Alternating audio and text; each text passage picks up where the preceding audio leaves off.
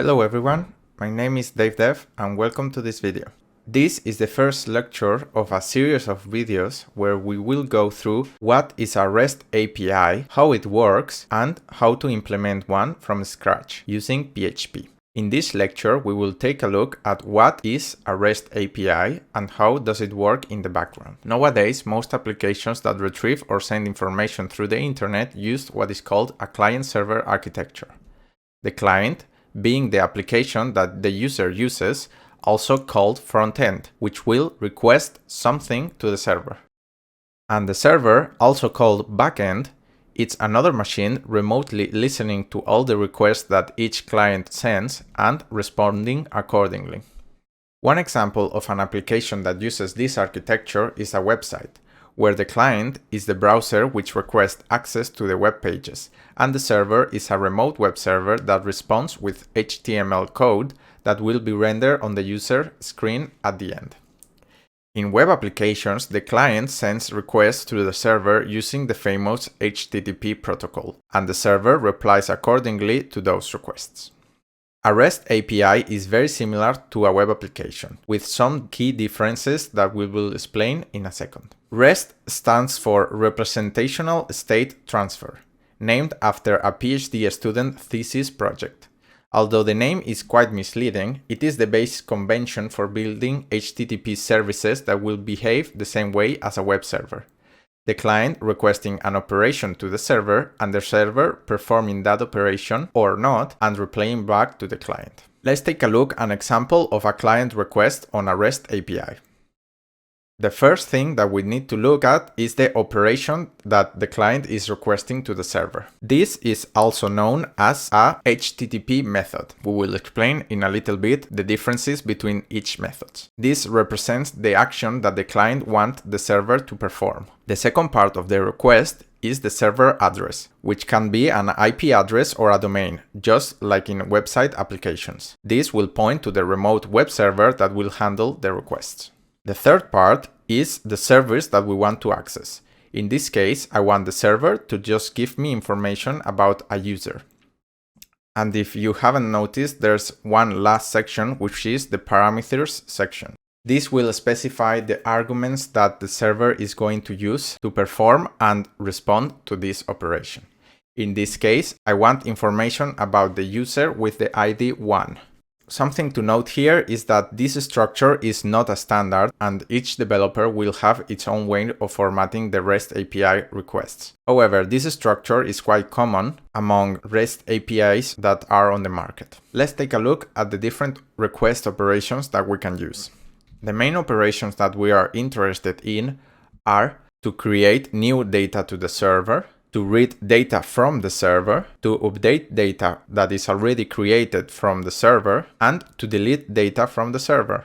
The operations are classified as HTTP methods, which will have equivalent to those operations that we want. The creating one is the post method, the reading is the get method, updating is the put method, and deleting is the delete method. These are the most commonly used HTTP methods. However, there are many more, but for the sake of simplicity, we will just keep this into these main four. Let's take a look at the server side now. Once the server has received the client request, it should try to analyze it, understand what the client is requesting, and in some cases, even authenticating. So the first step, the server will try to analyze the request.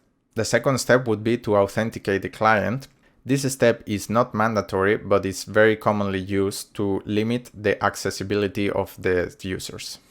If the previous two steps succeed, it will perform the operation that the client has requested, and at the end, it will respond back to the client. However, one important thing here is that the server must always reply to the client, no matter if it has succeeded or if it has failed. That means that on every step, if the process has failed at some point, it will need to reply to the client accordingly. Let's take a look at a server response example. A server response will be composed of a header and a body. The header being the main information that the message has, such as the status code of the message that we will explain in a little bit, the HTTP version that is being used for this response, the date of the response, the size of the response in bytes, and the type of response. This can be HTML, JSON, image, can be any kind of MIME type. In this example, we are using an application JSON file which will return a formatted text in JSON. And as you can see in the body, we are returning the data which is currently formatted in JSON. REST APIs usually respond with some kind of a structured text. That way the client can easily read it, and in most cases the structure that is being used is JSON to format the data. Now let's take a look at the different type of response codes. Those response codes are also called HTTP status code, which will represent if an action requested was received correctly, understood, and accepted by the server. There are many status code that can be used for very specific cases, starting from 100 and going up to 599. Let's take a look at the most commonly used HTTP status codes. The first code is the 200, also known as the OK one.